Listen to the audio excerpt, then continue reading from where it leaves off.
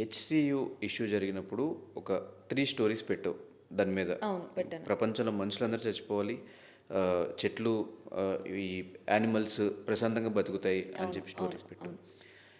ఇంత పెట్టినప్పుడు నీకు అంత బాధ అనిపించినప్పుడు ఎందుకు నువ్వు హెచ్సియు ఇష్యూ జరుగుతున్నప్పుడు అక్కడికి వెళ్ళి ఎందుకు కంప్లీట్ వీడియో చేయడం కానీ, ప్రొటెస్ట్ చేయడం కానీ, వాళ్ళు ఇవంతా ఎందుకు చేయలేదు? ఆర్ నీ ఛానల్లో వీడియో చేయడం, లేకపోతే యూట్యూబ్లో వీడియో చేయడం, ఇవి కూడా ఎందుకు చేయలేదు ఆ ఇష్యూ మీద?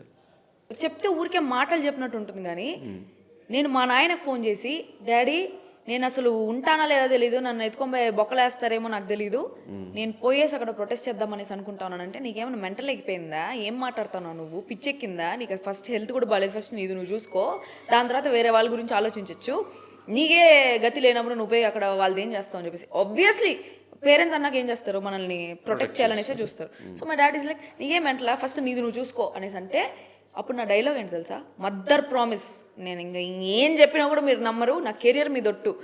ఇదే మన ఫ్రీడమ్ ఫైటర్స్, గాంధీ తాత, సుభాష్ చంద్రబోస్, వీళ్ళందరూ కూడా ఇదే అనుకుని ఉంటే మనకి ఈరోజు ఫ్రీడమ్ వచ్చి ఉండదు కదా డాడీ అన్నా. నేను ప్రామిస్గా చెప్తానా, నేను ఈ మాట అన్నా.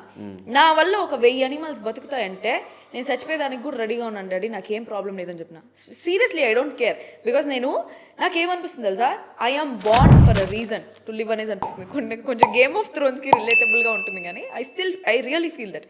ఎందుకంటే నేను 3rd క్లాస్లో చచ్చిపోయి ఉండాలి. I got leptospirosis which is rat fever. నేను 7th క్లాస్లో చచ్చిపోయి ఉండాలి, బికాస్ నాకు 106 ఫీవర్ వచ్చి వారం రోజులు ఎన్ని ఇంజక్షన్లు వేసినా ఏమి చేసినా 106కి తగ్గల జ్వరము.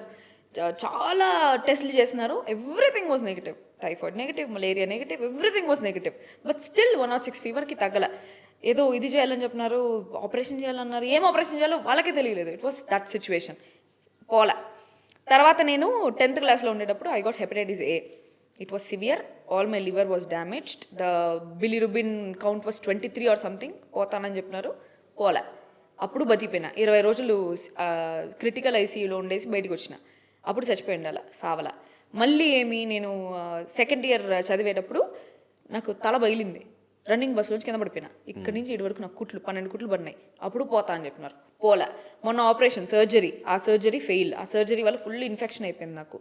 అప్పుడు పోతానేమో అనేసి అనుకున్నా, పోలా. కరోనా టైం, కరోనా నాకు భయంకరమైన కరోనా వచ్చింది, నేను పోలా. సో ఇన్ని సిచ్యువేషన్, అయితే నాకు చాలా ఇమ్యూనిటీ తక్కువ, నాకు I'm easily prone to diseases, నాకు తొందరగా చదువుకుంటాయి అన్నీ.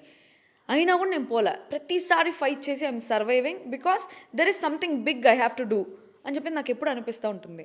సీరియస్లీ ఇదేమో వెళ్ళిపోదాం అనుకున్నావు, ఇదేమో ప్రామిస్గా చెప్తున్నా. ఏదో సినిమా, మా నాయన కూడా ఇదే అడిగినాడు నా దగ్గర, నువ్వు నమ్మనంటే నా దగ్గర ఇప్పుడు కాల్ రికార్డింగ్ కూడా ఉంది, నేను కొన్ని వీడియోస్ కూడా చూస్తున్నాను. ఇంత మాట్లాడతారు, ఇంత యానిమల్స్ పిచ్ ఉంది కదా, మరి హెచ్సియు ఇష్యూకి పోయి ఎందుకు ఫైట్ చేయలేదు అని చెప్పేసి. జనాలకు మాట్లాడేది చాలా ఈజీ. ఇక్కడ నా లైఫ్లో ఏం జరుగుతా ఉంది అనేసి నాకు తెలుసు, గుడ్డు పెట్టే గోడికి తెలుస్తుంది ఆ నొప్పి. సో నేను హెచ్సియు స్టూడెంట్స్తో కూడా మాట్లాడినా, అరే అక్కడ సిచ్యువేషన్ ఏంట్రా చెప్పండ్రా అనేసి అంటే కామ్ డౌన్ అయిందంట అక్కడ సిచ్యువేషన్. ఒక్కరోజే జరిగింది ఆ డ్రిల్లింగ్, యానిమల్స్ అవంతా ఒక్కరోజే జరిగింది. దాని తర్వాత సుప్రీంకోర్టు స్టే ఇచ్చిన తర్వాత ఎవరు దాని జోలికి పోలేదు. ఇప్పుడు అక్కడ బుల్డోజర్స్ అన్నీ అక్కడే ఉన్నాయి, కానీ జనాలు ఎవరు లేరు. ఒక్కరోజే జరిగింది ఆ ప్రొటెస్ట్. ఆ 2nd డే నేను కూడా వెళ్ళి నేను ఏదో ఒక రకంగా హెల్ప్ చేద్దామనేసి అనుకున్నా. కానీ ఇక్కడ ఏంటి తెలుసా, నేను పోయేసి నిజంగా చచ్చిపోయినాను అనుకో, వాళ్ళు కొట్టే లాఠీ చార్జుల్లోనో నేను ఎక్కడ పోయినానో తెలియదు, రోడ్లో పోతా ఉంటే ఏదైనా యాక్సిడెంట్ చేయించేసి చంపించేయచ్చో నాకు తెలియదు ఏం జరుగుతుందని చెప్పేసి. బట్ ఇన్ కేస్ అట్లాంటిది ఏదైనా జరిగితే కూడా నా ప్రాణాలు ఊరికే వేస్ట్కి పోయినట్టు. There is nothing that I'm going to change. అంతంత పెద్ద పెద్ద వాళ్ళు ఎవరు రాలేదు, పవన్ కళ్యాణ్ గారు రాలేదు, చిరంజీవి గారు రాలేదు, నాగార్జున గారు రాలేదు, అమలా గారికి యానిమల్ ఆర్గనైజేషన్ ఉందా? There are many animals being harmed. మరి ఆవిడెందుకు ముందుకు రాలేదు? I'm not questioning them.